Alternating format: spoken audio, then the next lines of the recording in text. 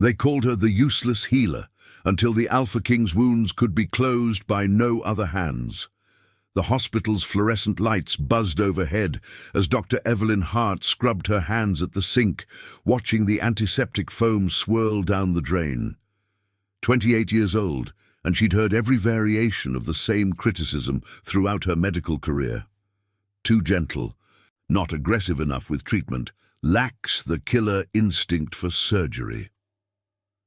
The attending physicians at Boston General had made it clear she didn't fit their mold of what a trauma surgeon should be. She dried her hands methodically, each finger receiving careful attention, a habit that had earned her both mockery and, occasionally, grudging respect. While other surgeons rushed through procedures with mechanical efficiency, Evelyn took her time, treating each patient as if their body were a sacred text, requiring careful interpretation. Her success rates were average, nothing spectacular, nothing that would earn her a fellowship at Johns Hopkins or Massachusetts General. She was competent, forgettable, useless, according to Dr. Marcus Chen, the head of trauma surgery, who told her last week she'd never make it in emergency medicine. Before we continue, if you're enjoying this story, please subscribe and drop a comment letting us know where you're watching from. We'd love to hear from you. The ambulance bay doors burst open with a crash that sent Evelyn's coffee cup skittering across the nurse's station. Paramedics wheeled in a gurney at full sprint, their faces pale beneath the harsh emergency room lights. GSW to the chest and abdomen, multiple lacerations, possible internal bleeding, shouted Maria Rodriguez, a veteran EMT whose hands never shook, until now. BP dropping fast, 90/60 and falling. Evelyn moved toward the trauma bay, but Dr. Chen materialized at her elbow, his hand gripping her arm. "I've got this one, Hart. Major trauma, needs an experienced hand." He brushed past her, already barking orders at the nursing staff. She should have felt relieved. Major trauma cases were high stakes, high-stress situations where reputations were made or shattered in the span of minutes. Instead, she felt a strange pull toward the patient, an inexplicable need to see him, to lay hands on his wounds. Evelyn positioned herself at the periphery of the trauma bay, close enough to observe, ready to assist if needed. The patient was massive, 6'5" at least, with shoulders that barely fit on the standard hospital gurney. Despite the blood soaking through the hastily applied pressure bandages, his face held a commanding presence. Sharp jawline, dark hair matted with sweat and blood, skin pale from blood loss, but retaining an olive undertone that spoke of Mediterranean or Middle Eastern heritage. His eyes flickered open for a moment, and Evelyn felt her breath catch. They were golden brown, unusual and piercing even in his weakened state. "Get 4 units of O-negative started now, Doctor." Chen's voice cut through her observation. "And somebody get me a clear field. I need to see what we're dealing with." The nursing staff moved with practiced efficiency, cutting away the patient's clothing. Beneath the blood-soaked fabric, Evelyn glimpsed something that made her step closer, her medical curiosity overriding protocol. The wounds were unlike anything she'd encountered in her 7 years of practice. 3 parallel lacerations across his chest, each approximately 6 inches long, deep enough to expose muscle tissue, but miraculously avoiding major blood vessels. The entry point of what should have been a gunshot wound in his right shoulder showed tissue damage consistent with a large-caliber bullet, yet the wound edges were ragged, almost torn, as if something had prevented the bullet from penetrating fully. "That's not possible," muttered Jake Morrison, a surgical resident hovering near Evelyn. "Look at the angle of entry. That bullet should have shattered his scapula and punctured his lung. How is he still breathing?" Dr. Chen worked quickly, his hands moving with the confidence of someone who'd performed thousands of trauma surgeries. He debrided the chest wounds, applied hemostatic agents to control bleeding, and began the delicate work of exploring the gunshot wound. "Suction. More suction. I can't see through all this blood." But the bleeding wouldn't stop. Standard protocols failed. Cauterization, pressure, even the specialized hemostatic foams that usually worked on the most stubborn bleeders. The patient's blood pressure continued its steady decline, 80 over 50, 70 over 40. "He's crashing," announced Sarah Kim, the charge nurse, her voice tight. "Heart rate 140 and climbing." Dr. Chen's jaw clenched. "Get me 2 more units. We're taking him to the OR. Prep operating room 3, full surgical team." "Dr. Chen," Evelyn heard herself say, "may I—" "Not now, Hart. Unless you have a magical solution, stay out of the way." Magical. The word hung in the air, and Evelyn felt that inexplicable pull again, stronger this time. She watched as they wheeled the patient toward the surgical wing, watched his hand slip from beneath the blanket to hang limply at his side. Without thinking, she reached out and touched his palm as the gurney passed. The effect was instantaneous and inexplicable.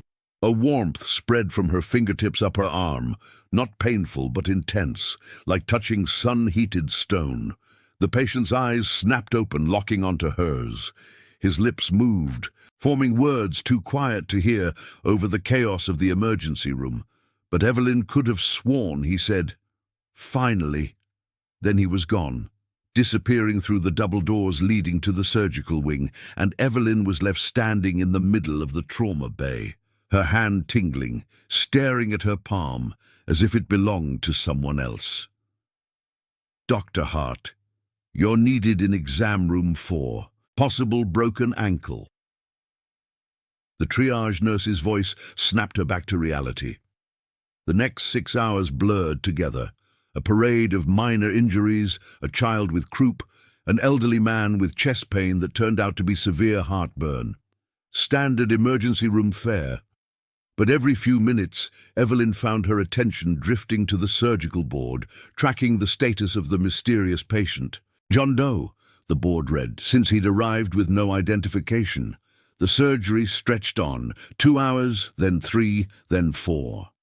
At 2:47 a.m., Dr. Chen emerged from the surgical wing, his scrubs soaked through with sweat and blood. He pulled off his surgical cap and stood motionless for a moment, staring at nothing. Evelyn had seen that look before, the 1,000-yard stare of a surgeon who'd just lost a patient. She approached cautiously. "Dr. Chen?" He turned to her, and she was startled to see not defeat in his eyes, but confusion. "I don't understand," he said, more to himself than to her. Nothing worked. Standard suturing techniques failed. The tissue wouldn't hold. Synthetic grafts rejected immediately, and I mean immediately, Hart. I placed the graft and within seconds his body was attacking it like it was poison. I've never seen such an aggressive immune response. Is he alive? Barely. I've stabilized him enough to move him to the ICU, but he's lost massive amounts of blood. Even with transfusions, his hemoglobin levels are critically low. I give him 6, maybe 8 hours. "Doctor," Chen rubbed his face. "And the strangest part, I couldn't close the wounds at all. Every time I thought I had them sutured, they'd reopen. It's like his body is actively preventing healing." Evelyn felt her heart rate accelerate. "May I see him?" Dr. Chen looked at her with exhausted skepticism. "Why? You planning to work some miracle the rest of us missed?" The sarcasm was clear, but Evelyn stood her ground. "I'd like to observe, for my own education." He waved a dismissive hand. "Fine. ICU bed 7, don't touch anything. And Hart, when he codes, and he will code, don't blame yourself for not being able to save him. Some patients are beyond help." The ICU was dimmer than the main emergency room, lit by the soft glow of monitors and the occasional overhead fixture. The steady beep of heart monitors created a rhythmic backdrop, a mechanical lullaby for the critically ill. Evelyn made her way to bed 7, where the John Doe lay surrounded by machinery designed to keep failing bodies alive. Up close, without the chaos of the trauma bay, she could better appreciate the incongruity of his appearance. Despite the pallor of blood loss, Despite the tubes and wires connecting him to various machines, he maintained an aura of strength. His face, now cleaned of blood, revealed aristocratic features. High cheekbones, a straight nose that had been broken at least once, a strong brow. His hands, resting atop the thin hospital blanket, were large and scarred, the hands of someone who worked with them, who fought with them. The wounds Dr. Chen had described were visible beneath the transparent surgical dressings. The chest lacerations gaped open, the edges of the tissue refusing to knit together. The gunshot wound in his shoulder continued to seep blood, despite the layers of gauze packing it. On his monitor, his vital signs painted a grim picture. Blood pressure, 82/45, heart rate 132, oxygen saturation, 87%. Evelyn pulled up a rolling stool and sat beside the bed. She knew she should leave. Her shift had ended 20 minutes ago, and she had an early morning case review meeting. But that inexplicable pull remained, stronger now in the quiet of the ICU than it had been in the frenetic emergency room. "Who are you?" she whispered, studying his face. "And why do I feel like I'm supposed to help you?" His monitor alarm chirped, a soft warning that his oxygen saturation had dropped to 85%. Evelyn glanced at the settings on his ventilator, confirmed that everything was optimized, and turned her attention back to his wounds. Without conscious decision, she reached out and placed her hand over the largest chest laceration, careful not to disturb the dressing. The warmth returned, flowing from her palm into the wound, and with it came something else, a sensation like standing at the edge of a vast ocean, feeling the pull of tides driven by forces beyond human understanding. Images flickered through her mind, fragmented and surreal. Moonlight on snow, the smell of pine forests, the sound of howling that was not quite animal, not quite human. Evelyn jerked her hand back, her breath coming fast. What the hell was that? On the monitor, she noticed something that made her lean forward. His heart rate had dropped, not dangerously, but from 132 to 118. His oxygen saturation had ticked up to 88%. Small changes, possibly coincidental, possibly meaningless. She placed her hand over the wound again, this time consciously focusing on that warmth, that strange sensation of connection. The images returned, stronger now. She saw a grand estate surrounded by forest, a gathering of people whose eyes reflected light like animals' eyes, heard voices speaking a language she didn't know but somehow understood. The alpha protects the pack protects the alpha. Under her palm, she felt movement, tissue shifting, cells responding. When she lifted her hand and carefully peeled back the corner of the dressing, her medical training told her what she was seeing was impossible. The wound edges had drawn closer together, not closed, not healed, but closer than they had been mere minutes ago. "Dr. Hart?" A voice from the doorway made her jump. Nurse Sarah Kim stood there, arms crossed, expression unreadable. "What are you doing?" Evelyn quickly smoothed the dressing back into place, checking his wounds. Dr. Chen said they weren't closing. Sarah walked closer, eyeing the monitor. "Vitals are better than they were 15 minutes ago. How'd you do that?" "I didn't do anything. Maybe he's just stabilizing." "Uh-huh." Sarah didn't sound convinced. "Well, whatever you're not doing, keep not doing it. I've seen too many John Does die tonight. Would be nice to save one." She made a note in the patient's chart and left, but not before giving Evelyn a long, searching look. Alone again with the mysterious patient, Evelyn resumed her vigil. Over the next 3 hours, she maintained almost constant contact with his wounds, rotating between the chest lacerations and the gunshot wound in his shoulder. Each time she touched him, she felt that surge of warmth, saw those fragmented images of a world that couldn't exist. People who moved within human grace, whose strength exceeded normal human limits, who lived by codes and hierarchies that seemed pulled from ancient history. And each time she lifted her hands to check her progress, the wounds had improved, slowly, incrementally, but undeniably. The chest lacerations that had gaped open were now half their original width. The gunshot wound, which had been bleeding steadily despite packing, had finally clotted, the tissue around it looking less angry, less inflamed. Dawn light began filtering through the ICU windows when Evelyn finally allowed herself to lean back, her hands aching from the sustained contact. On the monitor, the patient's vital signs had stabilized. Blood pressure 110/72, heart rate 89, oxygen saturation 94%.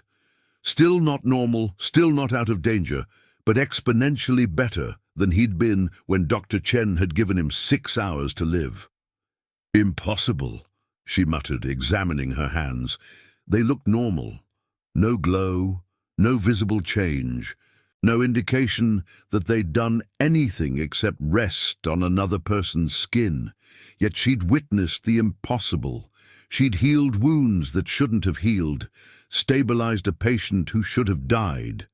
The sound of approaching footsteps made her quickly pull her hands into her lap. Dr. Chen entered, accompanied by Dr. Patricia Morgan, the head of the ICU. Both looked exhausted, their faces drawn from a night of managing critical patients. "Heart?" Dr. Chen's surprise was evident. "What are you still doing here?" "I couldn't sleep," she lied. "Wanted to check on him." Dr. Chen moved to the bedside, his eyes going immediately to the monitor. His expression shifted from exhaustion to confusion. "That can't be right. Check the calibration on these machines." "Doctor." Morgan was already examining the patient, carefully lifting the dressings to inspect the wounds. The silence stretched as she took in what Evelyn already knew. The wounds were healing. Not completely, not miraculously, but undeniably healing. "Marcus," Dr. Morgan said slowly, "when you closed up in the OR, how did these wounds look?" "Like raw meat. Tissue damage was extensive. Edges were ragged and refusing to approximate. I had to pack them because sutures wouldn't hold." He leaned closer, his fingers probing gently at the edges of the chest laceration. "This isn't possible. This is at least 3 or 4 days of healing, minimum. It's been less than 8 hours. Both attending physicians turned to look at Evelyn. She kept her expression neutral. Falling back on years of being underestimated to school, her features into mild confusion. "Did you do something?" Dr. Morgan asked, her tone not accusatory, but genuinely curious. "I just sat with him," Evelyn replied, which was technically true. "Monitored his vitals, made sure nothing changed dramatically." Dr. Chen's skepticism was clear in his expression. But he couldn't argue with the evidence before him. "Well, whatever happened, it's unprecedented. I want hourly updates on his condition, full blood work every 6 hours. And nobody discusses this patient outside this hospital. The last thing we need is media attention on something we can't explain." As the 2 senior physicians left, already deep in discussion about immunological anomalies and accelerated healing factors, Evelyn returned her attention to the patient. His eyes were moving beneath closed lids, REM sleep, dreaming. She wondered what a man like this dreamed about, what memories played behind those unusual golden brown eyes. "I don't know what you are," she whispered, "or why I can help you when no one else can. But I'm not leaving until you wake up. Until I get some answers." His monitor continued its steady beeping, a mechanical heartbeat counting down to the moment when everything Evelyn thought she knew about medicine, about reality itself, would be forever changed. The hospital cafeteria at 7 a.m. was a study in exhaustion. Bleary-eyed residents hunched over coffee cups. Nurses grabbed quick breakfasts between shifts, and the occasional family member sat in shock, processing news delivered in the pre-dawn hours. Evelyn sat alone at a corner table, her hands wrapped around a cup of tea that had long since gone cold, staring at her reflection in the window. 3 days had passed since the John Doe's arrival, 3 days of her spending every free moment in the ICU.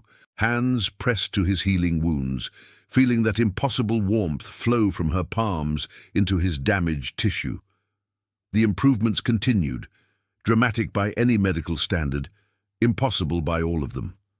The chest lacerations had closed completely, leaving only thin pink lines where gaping wounds had been. The gunshot wound had healed enough that they'd removed the packing, revealing new tissue growth that should have taken weeks, and through it all, he remained unconscious, his body healing, but his mind locked away in whatever dreams occupied it. "You look like hell, Hart." Jake Morrison dropped into the seat across from her, his own breakfast tray laden with enough food for 3 people. "When was the last time you actually went home?" Evelyn couldn't remember. "Yesterday. Try 3 days ago. Sarah told me you've been practically living in the ICU. Look, I get it. The John Doe is interesting from a medical standpoint, but you're going to burn out if you don't take care of yourself." "I'm fine." "You're obsessed." Jake softened his tone. "And I'm not judging. Whatever you're doing is working. The guy should be dead. And instead he's healing faster than anyone I've ever seen. But Evelyn, you can't heal people by destroying yourself in the process." His words struck deeper than he knew. Evelyn did feel drained, hollowed out, as if the energy flowing from her hands came from some finite reservoir that was slowly emptying. She'd lost weight, her appetite vanishing. Sleep came in fitful snatches, interrupted by dreams of moonlight and running through forests, of a world that existed parallel to her own. "Has anyone figured out who he is?" she asked, deflecting. Jake shook his head. "It's the weirdest thing. No fingerprints in any database. Facial recognition came up empty. No one's reported him missing. It's like he doesn't exist. And his injuries, the police came by yesterday to ask questions. You know what they found at the scene where the paramedics picked him up?" Evelyn waited. "Blood, lots of it. But also—" Jake lowered his voice. "Evidence of some kind of animal attack. The cops are keeping it quiet, but one of them told me they found tracks. Big tracks, wolf-sized, maybe bigger. And there were at least 3 other bodies at the scene, all torn apart." Bodies? Gang members, from what they can tell. The working theory is that some kind of attack dogs got loose, and our John Doe got caught in the crossfire, literally given the gunshot wound. But here's the thing that's really freaking out the investigators. The dogs, or wolves, or whatever they were, didn't touch him. They attacked the gang members, but left our guy alone. One detective actually asked me if I thought the patient might be some kind of dog whisperer. Evelyn absorbed this information, adding it to the growing list of impossibilities surrounding her mysterious patient. Where did this happen? Industrial area near the docks, the South Side warehouses. Not exactly a place where you'd expect to find anyone like him. I mean, did you see his hands? Those aren't the hands of some dock worker or warehouse employee. Those are the hands of someone who—" Jake trailed off, struggling for words. "Someone important, someone powerful." Powerful! Yes, that was the word Evelyn had been searching for. Even unconscious, even wounded. The man in bed 7 radiated power like heat from a furnace. Her pager buzzed. ICU, code blue, bed 7. Evelyn was running before conscious thought caught up, her chair clattering backward, Jake's startled curse fading behind her. She took the stairs 3 at a time, burst through the ICU doors, and skidded to a halt outside bed 7. But there was no code team working on him. Instead, Dr. Morgan stood at the bedside, her hand on the patient's wrist, her expression one of pure shock. "He's awake," Dr. Morgan said simply. And he was. Those golden brown eyes were open, alert, tracking Evelyn's approach with an intensity that made her breath catch. Up close, conscious, he was even more imposing than she'd imagined. His gaze held intelligence, calculation, and something else, recognition. "You," he said, his voice rough from intubation but surprisingly strong. His eyes never left Evelyn's face. "You're the one who's been healing me." Dr. Morgan's head snapped toward Evelyn. "What is he talking about?" Evelyn opened her mouth, unsure what to say, but the patient spoke again, this time directing his words to Dr. Morgan. "I need to speak with Dr. Hart, alone. Mr. Doe, my name is Dominic Blackwood." He said it with such authority that Dr. Morgan actually took a step back. "And I'm telling you respectfully that I need to speak with Dr. Hart, privately." Something in his tone, some quality of command that transcended his position as a patient, made Dr. Morgan nod. 5 minutes, then I'm running a full neurological assessment." She left, but Evelyn could feel her curiosity like a physical presence beyond the curtain she drew around the bed. Dominic Blackwood, finally, a name, gestured weakly to the chair beside his bed. "Sit, please." Evelyn sat, suddenly nervous. "How did you know about the healing?" "I felt it. Every time you touched my wounds, I felt your energy flowing into me, knitting my flesh back together." He studied her face. "You don't know what you are, do you? I'm a doctor, a surgeon. You're more than that, much more." Dominic tried to sit up, grimaced, and settled for propping himself up on his elbows. "How much do you know about alternative explanations for things medical science can't explain? I believe in science, in evidence-based medicine, and yet you've been healing wounds with your bare hands." His expression softened slightly. "Dr. Hart, Evelyn, may I call you Evelyn?" She nodded. "Evelyn, the world you think you know is only part of the picture. There are others who walk among humans, who look human but aren't, not entirely." This was insane. She should call for security, report that the patient was delusional, suffering from some post-traumatic psychosis. Instead, she leaned forward. "What are you?" "I'm what you might call a werewolf, though that word carries connotations of mindlessness and monstrosity that aren't accurate. I lead a pack, a community of people like me. We have rules, territories, hierarchies, and we have enemies." His expression darkened. "The men who shot me were human, but they were working for a rival pack that's been trying to move into our territory.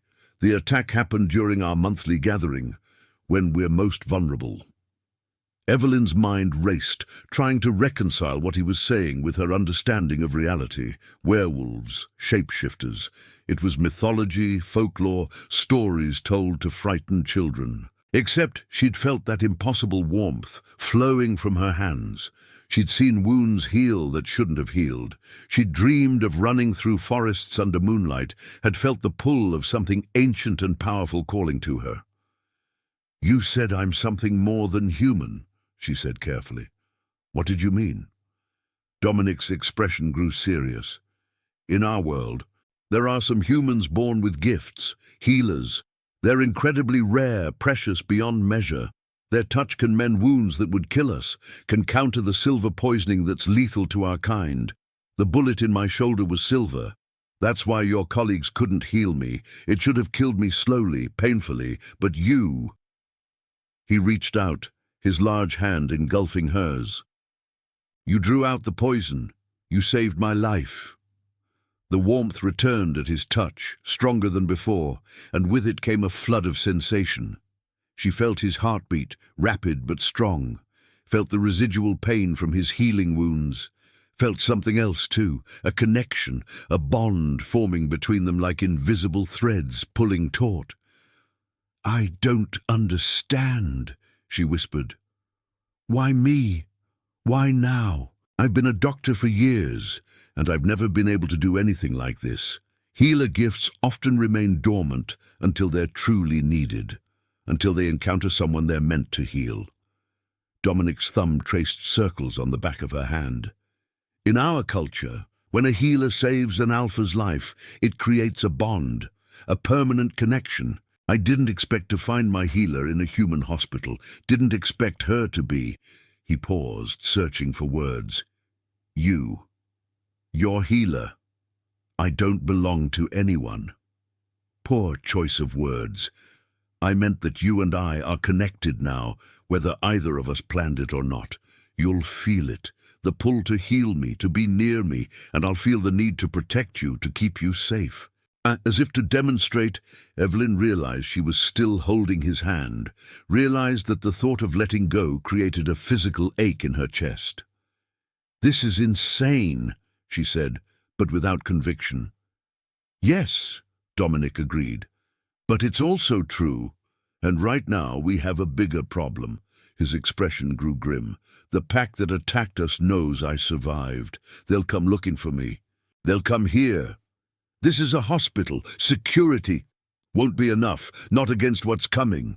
He struggled to sit up further, his jaw tight with determination. "I need you to help me leave. Tonight, my pack will have people watching, waiting for a sign that I'm alive. But I can't do it alone, not yet. I'm still too weak." Evelyn stood, pacing to the window, trying to process everything. In the parking lot below, normal life continued. People coming and going, ambulances arriving, visitors with flowers. The world she knew, the world of science and reason and explanations that made sense. But she thought of those moments with her hands on Dominic's wounds, of the impossible healing, of the dreams that had haunted her for days. She thought of spending her entire career being called too gentle, too soft, useless. What if she wasn't useless? What if she'd simply been waiting for this moment, for this person, for this impossible choice? She turned back to face Dominic. "If I help you leave, and I'm not saying I will, what happens then?" "Then you'll have to decide if you can walk away from what you are, from what you can do." His golden brown eyes held hers. "From me." Before Evelyn could respond, the sound of shouting erupted from the main ICU floor. Glass shattered. Someone screamed, and beneath it all, a sound that shouldn't exist in a modern hospital. A low, rumbling growl that resonated in her chest. Dominic's eyes widened. "They're here. They found me." The hospital's fire alarm began to wail, adding to the chaos. Through the window, Evelyn saw smoke beginning to billow from the ground floor. Not smoke from a fire, something else, something darker, that moved against the wind. "Evelyn!" Dominic's voice cut through her panic. "I need you to trust me. I need you to help me stand, and I need you to get me out of here, right now. Because in about 30 seconds, this hospital is going to become a battlefield, and everyone here is going to die unless we can draw them away." She looked at him, this stranger, this impossible being, this man who claimed she was something more than she'd ever imagined. Every instinct screamed at her to call for help, to follow protocol, to stay in the safe, known world of medicine and reason. Instead, she moved to his bedside and began disconnecting monitors. "There's a service elevator at the end of the hall. It goes down to the loading docks." Dominic smiled, fierce and grateful. "That's my healer." Together they stood, his arm around her shoulders for support, and Evelyn helped him toward the door. Behind them, the sounds of chaos grew louder, more screaming. The crash of equipment being overturned, and underneath it all, that growling that seemed to come from everywhere and nowhere. As they reached the hallway, Evelyn caught a glimpse of something that would haunt her forever. A massive shape, dark-furred and moving with inhuman speed, tackling a security guard to the ground. For just a moment before it disappeared around a corner, she saw its eyes, human intelligence in an animal's face.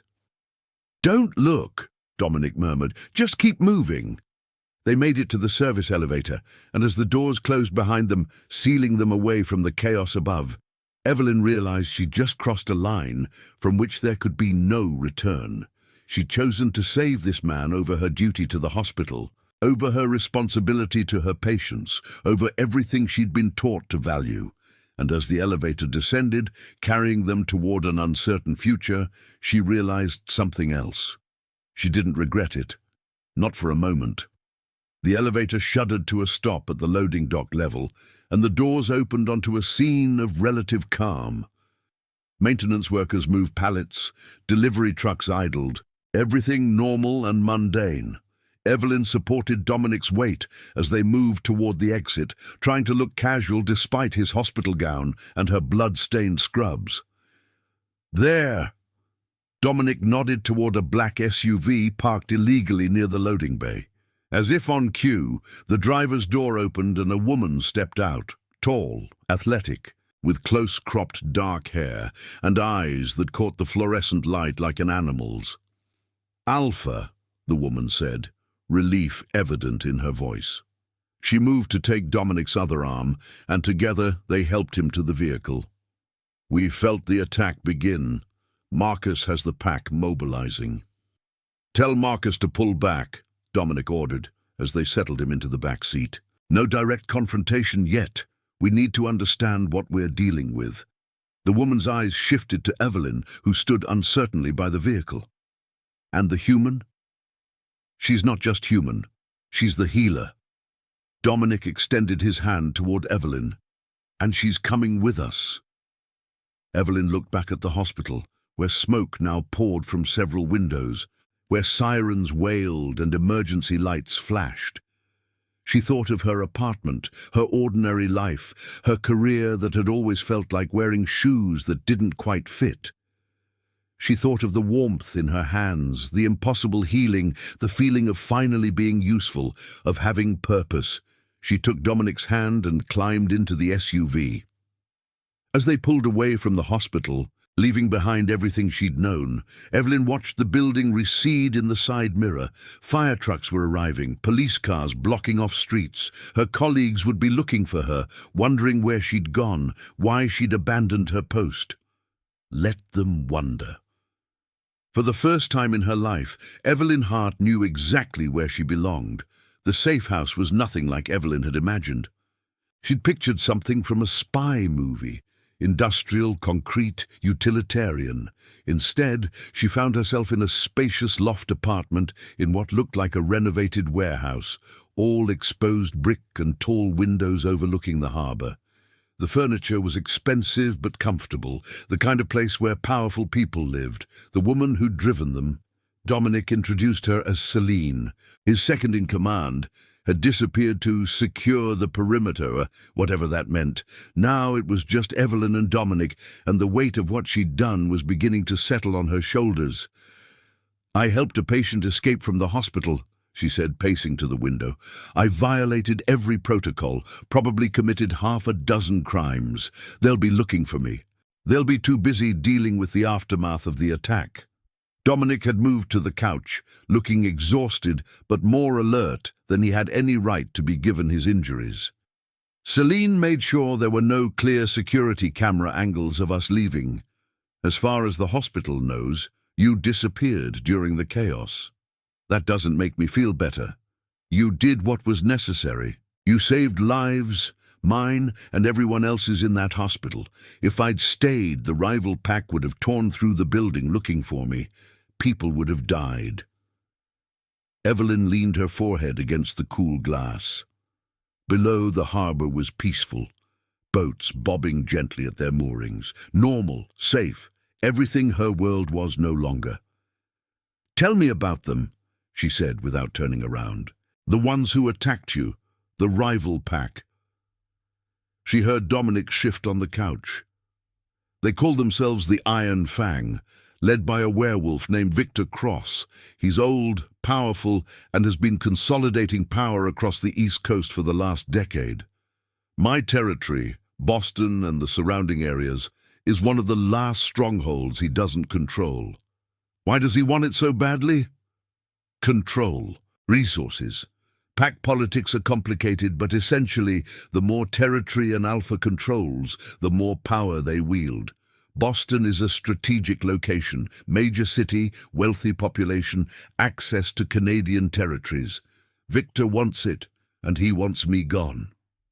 Evelyn turned to face him. "And the attack at your gathering?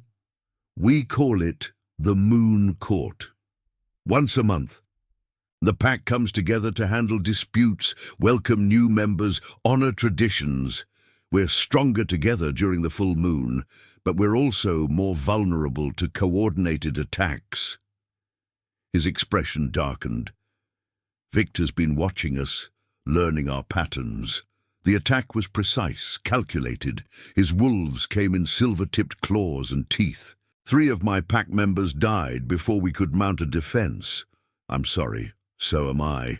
They were good people, loyal. They deserved better than to be cut down by Victor's mercenaries.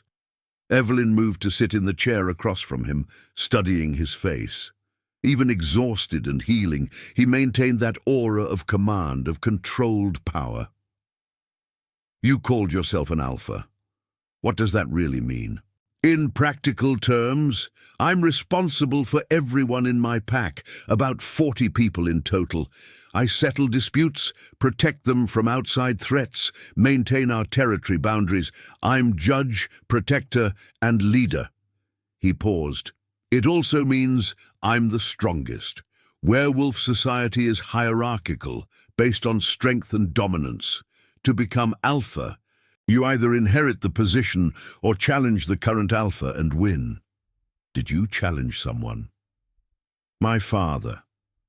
20 years ago when I was 25. Dominic's expression grew distant. He'd grown complacent, made deals with humans that put the pack at risk. Someone had to stop him. I didn't want to. He was my father. But I was the only one strong enough to issue a challenge he couldn't refuse. What happened? I won. He died honorably, fighting to protect the pack's future even if he didn't understand the threat. And I've been alpha ever since, trying to do better than he did, trying to keep everyone safe. He met her eyes. I'm not always successful. The vulnerability in that admission made Evelyn's chest tighten. This powerful man, this alpha who commanded respect and fear, carried the weight of every failure, every loss. The healing I did, she said carefully. Can I do it for others? Your pack members who were injured? Dominic shook his head. Healer magic is specific. Once you bond with an alpha, your abilities focus on them. You might be able to help others with minor injuries, but the deep healing, the kind that saved my life, that only works on me now. That seems limiting. It's protective. Imagine if every rival alpha could access healer magic. Wars between packs would be endless, bloody. This way, healers are precious, but not ultimate weapons. A phone buzzed. Dominic's, brought by Celine, along with clothes to replace his hospital gown. He answered, listened, his expression growing grim. How many? I see. No, maintain defensive positions. I'll be there soon. He ended the call and looked at Evelyn. 3 more attacks, simultaneous strikes on pack businesses across the city. Victor's not just targeting me anymore. He's going after everything I've built. What are you going to do? Fight. What else can I do? He stood, moving toward the bedroom where Celine had left his clothes. But first, I need to finish healing. And for that, I need you. Evelyn followed him to the bedroom doorway, watching as he stripped off the hospital gown unself-consciously. His back was a canvas of scars, old wounds layered over each other like geological strata. Some were thin and precise, knife cuts, others were ragged, torn, claw marks. How old are you? She asked, trying to calculate how many battles those scars represented. 45. Werewolves age slowly once we reach maturity. I'll look like this for another 100 years or so, barring death by violence. He pulled on a black t-shirt that emphasized his broad shoulders. It's both a blessing and a curse. You watch the human world change, watch people you care about grow old while you remain the same. He moved to sit on the edge of the bed, and Evelyn understood the unspoken invitation. She crossed the room, settled beside him, and placed her hands over where the chest lacerations had been. Even through his shirt, she felt that now familiar warmth begin to flow. Tell me about being a healer, Dominic said quietly. What does it feel like? Evelyn concentrated on the sensation, trying to put it into words. Like standing at the edge of a river. I can feel the current, your life force, I guess. and I can direct it toward damaged areas. The more severe the damage, the stronger I have to concentrate. And afterward, I feel drained, like I've given away part of my own energy. You have. Healing magic comes from within. It's why healers are so rare. Most humans don't have enough life force to share without damaging themselves. But you... He covered her hands with his own. You have more than anyone I've ever heard of. The amount of damage you repaired in 3 days should have killed you, or at least put you in a coma. But you're still standing, still strong. I don't feel strong. I feel like I'm drowning in something I don't understand. That's normal. Give it time. His thumb stroked the back of her hand, a gesture that felt both comforting and intimate. You'll learn to control it, to understand your limits. I'll help you. They sat like that for a while, Evelyn healing the last remnants of his injuries, while Dominic told her stories of his pack, the bakery owner who made the best croissants in Boston and could track a scent for 50 miles, the college professor who taught medieval history by day and ran as a wolf through the Blue Hills at night, the mechanic who could repair any engine and had the gentlest touch with frightened pups. They sound like family, Evelyn said. They are. Pack is everything. We're born into it or chosen for it, and either way, it's a bond stronger than blood. He studied her face. You could be part of it, if you wanted. I'm not a werewolf. No, but you're my healer. That makes you Pack, whether you accept it formally or not. You'd be protected, valued. You'd have a place where your gifts are needed and appreciated. The offer was tempting, more tempting than Evelyn wanted to admit, but accepting meant leaving behind any chance of returning to her normal life, meant embracing a world of violence and territorial disputes and transformations under the full moon. I need time, she said finally, to process all of this, to figure out what I want. Of course. Dominic stood, rolling his shoulders, testing his range of motion. But unfortunately, time is something we don't have much of. Victor's attacks are escalating and I need to meet with my pack, plan our response, which means I need you to stay here where it's safe. Absolutely not. Evelyn stood as well, meeting his eyes. If I'm going to be part of this world, I need to see it, all of it, not just the safe house and the aftermath. It's dangerous. Everything about this is dangerous. The hospital was dangerous, and I handled it. I'm not some fragile human who needs to be locked away for her own protection. A smile tugged at Dominic's lips. No, you're really not. He considered for a moment. Fine. But you stay with Celine at all times. And if things get violent, you run. Understood? Understood. The pack meeting took place in a warehouse on the edge of Southside, the same general area where Dominic had been attacked. As Celine's SUV pulled into the loading bay, Evelyn saw why.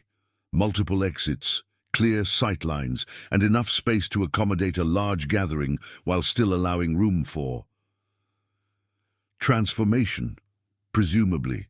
Inside, the warehouse had been converted into a surprisingly comfortable meeting space. Shipping containers, arranged in a semicircle, created private areas, while the center remained open for gatherings. Approximately 30 people were present when they arrived, ranging in age from late teens to elderly, representing every ethnicity and background Evelyn could imagine. The reaction to Dominic's entrance was immediate and powerful. People rushed forward, relief and joy evident on their faces.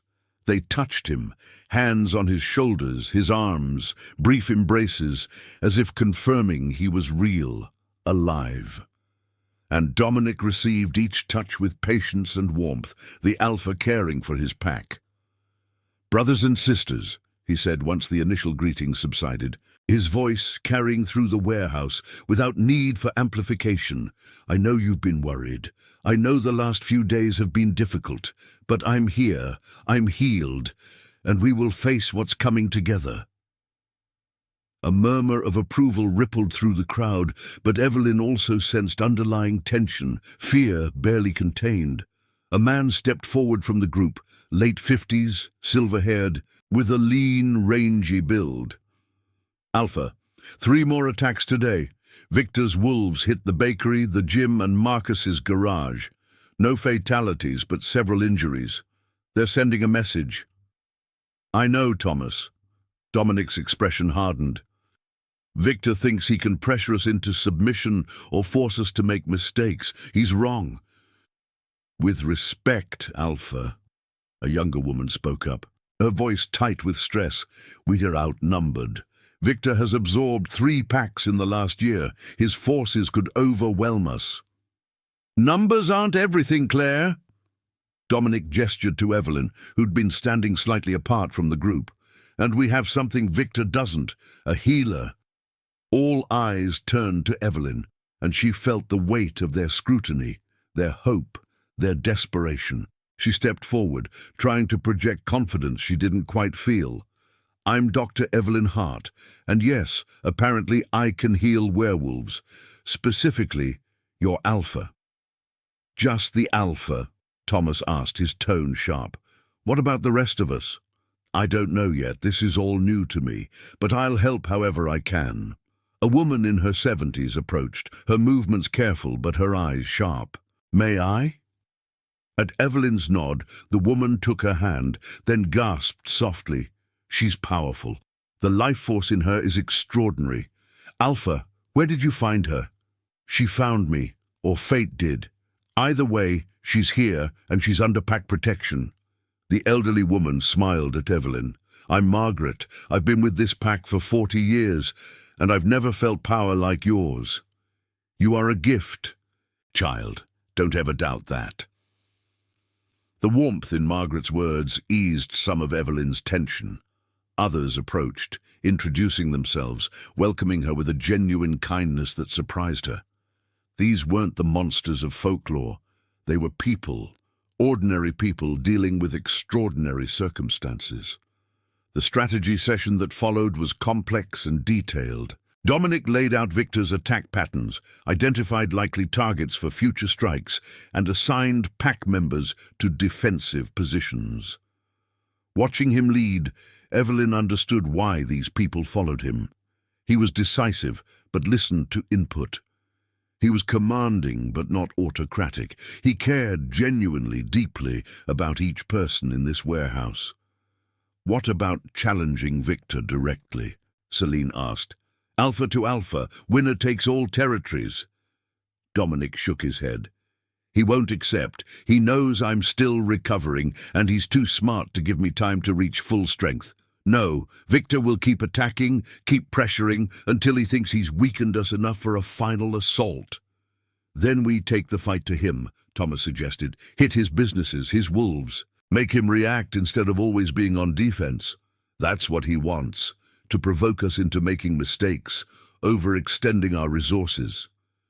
Dominic paced, his agitation evident. We need intelligence. Information about his plans, his next move. Who do we have in place? No one close enough to Victor himself, Celine admitted. He's paranoid, only trusts wolves he's personally turned, or those who've proven loyalty through violence. Evelyn listened to the strategic discussion, feeling increasingly out of her depth. This was warfare, plain and simple. Territorial conflict that could turn violent at any moment, and she was now part of it, whether she liked it or not. A commotion at the warehouse entrance interrupted the meeting. 2 wolves stumbled in, supporting a third between them. Blood stained all 3, and the one in the middle was barely conscious. Another attack! One of the supporting wolves gasped. They ambushed us at the harbor. Got Jake pretty bad. The pack surged forward, but Dominic's command stopped them. Give them space, bring Jake here. They laid the injured wolf, a man in his 30s with sandy brown hair, on a clear area of concrete. His shirt was shredded, revealing deep claw marks across his chest and abdomen. Evelyn moved closer, her medical training overriding everything else. Those need immediate treatment, she said, kneeling beside Jake. The bleeding won't stop, Dominic finished. Silver-tipped claws, The wounds will keep reopening until the silver is drawn out. Evelyn looked up at him. Can I help? I don't know. Try. She placed her hands over the worst of the wounds, concentrating on that sensation of warmth, of life force flowing from her into damaged tissue. But nothing happened. The warmth remained internal, refusing to transfer. She tried harder, focusing all her will on healing this injured pack member. It's not working, she said, frustration evident in her voice. It's okay. Margaret appeared beside her, kneeling with surprising grace. The alpha bond is specific, but there are other ways to help. The elderly woman produced a small vial from her pocket, uncorked it, and poured the contents over Jake's wounds. The liquid hissed on contact with his flesh, and Jake screamed, his body convulsing. But when the reaction subsided, the wounds were clean, free of the silver contamination, and beginning to close. Wolf's Bane tincture, Margaret explained. Burns like hell, but it neutralizes silver. He'll heal now, though it'll take a few days. She looked at Evelyn. You can't heal other pack members directly, but your presence strengthens the alpha, which strengthens all of us. The pack bond works both ways. Evelyn watched as Jake's breathing steadied, as color returned to his face. Around them, the pack had fallen silent, all eyes on their alpha and his new healer. Dominic extended his hand to Evelyn, pulling her to her feet. When he spoke, his voice carried through the warehouse with undeniable authority. Victor Cross has declared war. He attacks our people, threatens our territory, and believes we'll break under pressure. He's wrong. We are the Boston Pack. We've held this territory for 3 generations, and we will not surrender it to a tyrant who knows nothing of honor or pack law. Howls of agreement echoed through the warehouse, not human shouts, but actual wolf howls, deep and primal. We will defend what's ours. We will protect each other. And when the time comes, we will show Victor that strength comes not from the size of your army, but from the bonds of true pack. Dominic's arms slipped around Evelyn's shoulders, a gesture both protective and claiming. And now we have something he'll never have, a healer, a gift from fate itself. Together we are stronger than Victor can imagine. More howls, and this time Evelyn felt something shift in the atmosphere, felt the pack bond that Dominic had described. These people were connected, linked by something deeper than friendship or family. They were pack, and now, somehow, so was she. The meeting continued late into the night, plans refined, assignments given, preparations made. Evelyn sat with Margaret, who explained the intricacies of pack medicine, which herbs helped with silver poisoning, how to set bones that healed at accelerated rates, the special considerations for treating wounds that occurred during transformation. "You're a natural," Margaret said at one point. "Most healers take months to adjust to pack life. But you're already thinking like one of us. I don't feel like one of you. That's because you haven't run with the pack yet. During the full moon, when we transform and hunt together, that's when you'll truly understand what it means to be pack." Margaret's eyes gleamed with ancient knowledge. "The Alpha will take you on your first run. It's tradition. The healer witnesses the transformation, runs alongside her Alpha, learns the truth of what we are." The thought both terrified and excited Evelyn. To see Dominic transform, to witness the impossible made real, it would erase any lingering doubt, any hope that this might all be some elaborate delusion. Near midnight, the meeting finally concluded. Pack members dispersed to their assigned positions, some heading home, others to guard locations Victor might target. Dominic returned to the safe house with Evelyn and Celine, exhaustion finally catching up with him. "You should rest," Evelyn said once they were back in the loft. "Your body is still healing." "I will, but first—" He turned to face her. "Thank you for everything, for saving my life, for coming here, for standing beside me in front of the pack. I know this isn't what you signed up for when you became a doctor. No, Evelyn agreed. "It's not, but maybe it's what I was meant for all along." Dominic smiled, and for the first time since she'd met him, the expression reached his eyes, softening the hard edges of command. "Get some sleep. Tomorrow, I'll start teaching you about our world, about what it means to be a healer." Evelyn retreated to the guest room Celine had prepared, but sleep didn't come easily. She lay awake, staring at the ceiling, her mind replaying the day's events. The attack at the hospital, the escape, the pack meeting, Jake's injuries and her inability to heal him directly. And through it all, the growing awareness that she was falling into something far deeper than gratitude or professional obligation. When Dominic had put his arm around her shoulders, when he'd claimed her as Pack in front of everyone, she'd felt a surge of belonging so powerful it had nearly brought tears to her eyes. This dangerous, impossible man was becoming important to her in ways she didn't fully understand.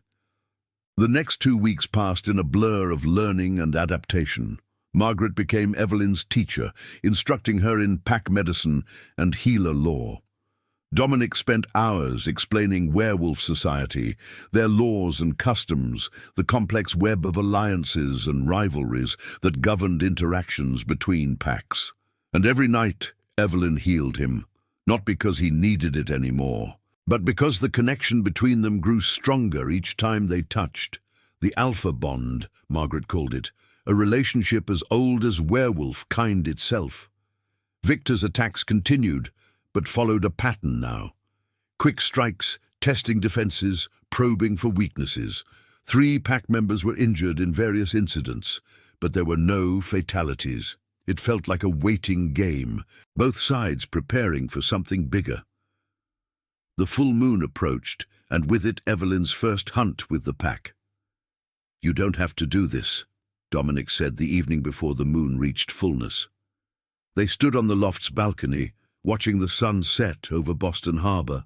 Running with the pack is intense, overwhelming for someone who's never experienced it. "I want to," Evelyn said, and she meant it. "I need to see all of what you are. No more mysteries." Dominic nodded slowly. "Then tomorrow night you'll witness the transformation. You'll run with us through the Blue Hills, and you'll understand why we fight so hard to protect this life." The next evening, the pack gathered in a secluded area of the Blue Hills Reservation, far from hiking trails and human observation. Evelyn stood with Margaret as the sun dipped below the horizon and the full moon rose huge and silver over the trees. "Watch," Margaret whispered. Dominic stood at the center of the clearing, and as moonlight touched him, his body began to change. It wasn't the violent, painful transformation of movies. It was fluid, natural, bones reshaping and fur sprouting, as if this were his true form, and the human shape merely a disguise. In less than a minute, a massive wolf stood where Dominic had been.